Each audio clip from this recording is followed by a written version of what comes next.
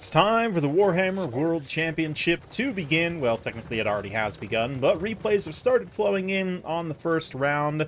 There are hundreds of people participating in this tournament, so I certainly won't be able to show every single battle, but I'm going to be selecting a few of the best series and battles to showcase to you all. Particularly if you are a participant in the tournament and you had an interesting series or battle, feel free to shoot me a message on Discord and let me know. I have access to the replay folder that has all the replays from all the games. Should have all the replays from all the games. So today we're going to start with Butcherbird versus Human Boy, one of my fellow YouTube legends here, facing off against a veteran of the game, Butcherbird, known for his Beastmen mastery. At least that's when I think of Butcherbird. I think of him as a Beastman main. And Human Boy, yes, of course, mastery of the Skaven. We'll see if he ends up using them here. But today we've got Beastmen versus Greenskins, and Malagor the Dark Omen leading the way. A big mobile build, lots of Centaurs, lots of Ungor Spearmen herd. We've got a Feral Manticore mixed in here as well. Butchers of Kalkengard and the Sons of Goros as well. So a couple of heavy hitter Regiment of Renowns. And then for Human Boy here, he's got an absolute proper horde.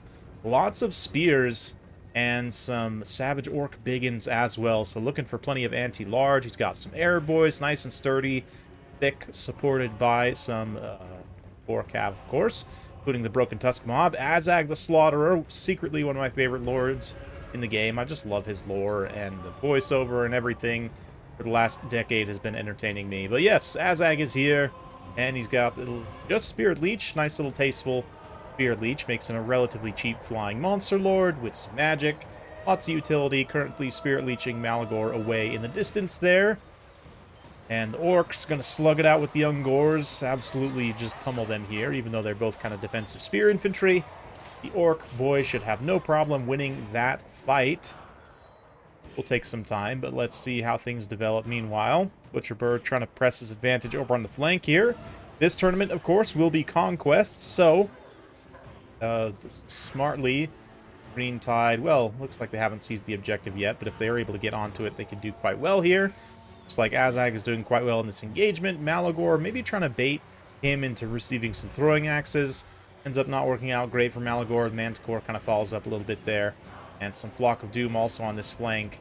But, yeah, Butcherbird just has so much to micro here. Certainly would be a challenge for me. Both flanks under attack by the Beastmen for the Greenskins. Over here, the terror of the Butchers of Kalkengard kicking in and allowing the Beastmen to roll up a few units. But Wah being popped now in the front line. Again, that engagement between the Orc boys and the Ungor is going to be a problem long-term for the Beastmen.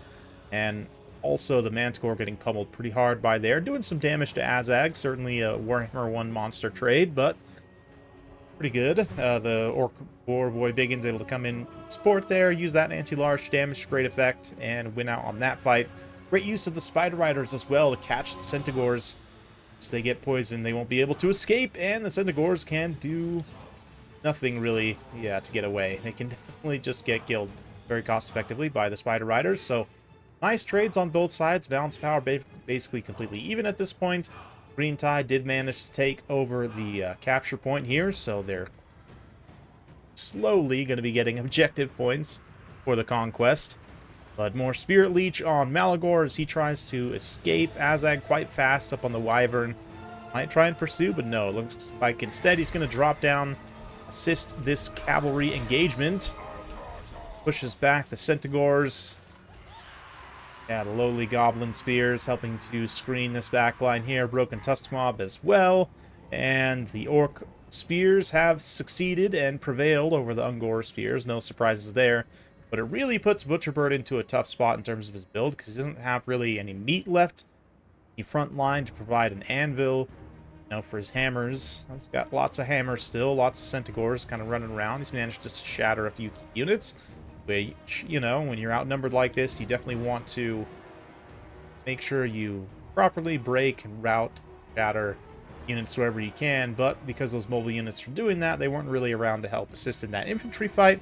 Not that they probably would have made that much of a difference. I mean, the Orc Spears prevailed very, very easily there. Savage Orc Biggins basically completely untouched. So, Going to be tricky for Butcher Bird, but veteran player. Let's see if he can get back in this game.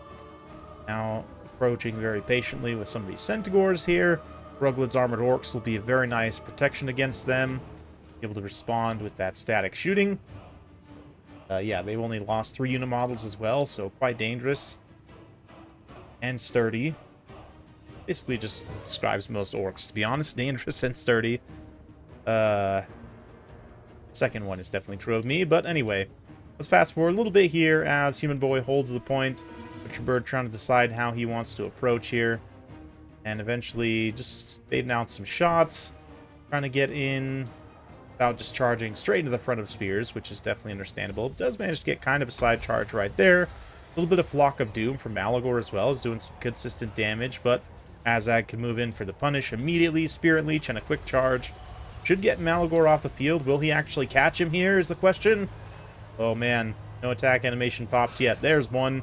That should be enough with the Spirit Leech, yeah, to dispatch Malagor. So he's either going to get routed off or killed here. Either one bad for the Beastmen as their leadership starts to fall apart a little bit. Although the Green Tide also having some leadership issues under the terror of the Moo Cow. Yes, the Butchers of Kalkengard. Utterly destroying whatever they come across. I apologize for my rancid puns. But, I mean, they do manage to get a good terror route going. Just kind of punch past Savage Orc Biggins. But eventually they are going to get caught up by some spears, by some anti-large units. Waws pop at the same time. And thus the Minotaurs will be punished pretty badly by these lower tier, higher model count units. Oh yeah, the Goblins filtering in as well. So literally just, if I go overhead view, you can see all available space. Butchers of Kalkengard, basically their models, not completely surrounded, mostly get surrounded. And just taking constant attacks from all directions. Meanwhile, the rest of the army really is just having the same thing happen. Spider Rider's doing a nice job kind of keeping models pinned in. Same for the Boars. Allowing the spears to follow up. Really great job by Human Boy here. Staying nice and tight. Not getting pulled out of position and picked apart. Definitely a danger when you're facing a very mobile build against an excellent player like Butcher Bird. See, this, of course, not going quietly. Continuing to get some decent engagements here. Use that massive mobility and perfect vigor to very good effect in this late game. And he's managed to break a surprising number of units, but there's just too much girth for the Green Tide. Beastmen cannot get their little goat paws around it, and it's just looking like it's going to be too much as they slowly tip towards army losses. Of course, doing their best to cycle charge with a little Spirit Leech on the Sons of Goros. Try and get a few more of their models down. Yeah, Azag, just really nice performance by Classic Lord here. Don't see him too much these days, but there you go. Army losses. And it's a best of 3, so I'll be back tomorrow with Game 2 to see if Butcher Bird can get even on the series. But overall, very interesting build, I have to say, from Human Boy. This is a build that obviously would not have been possible in previous patches. With the addition of the Orc Boy Spears, even though they're a relatively humble unit, really do a lot for you here in allowing you to just out-trade like Ungor Spears, no problem. That anti-large obviously helps against a lot of Beastmen stuff. A lot of monsters and mobility coming in from the Beastmen, so makes sense to have quite a bit of anti-large. Yeah, Savage Orc Biggin actually got some pretty good value while basically being completely unpunished. I really like the pick of the Spider Riders as well, just as a little bit of a counter, even though only one of them really pays for themselves. They kind of just help slow down Centaurs, provide something to, you know, just allow them to not cycle charge with impunity. Orc, Boar Cavalry, excellent just in general right now, and then the Archers also contributing nicely. So good combined arms win for Human Boy's Greenskins. Very nicely done there. And yeah, for Butcher Bird, got some pretty good value across the board, just not quite what he needed from all these Centaurs and whatnot. So interesting one for sure. Do please come back for tomorrow. I've got plenty more tournament games to show you, so be sure to stay tuned, subscribe if you are not, and thank you. We'll see you next time.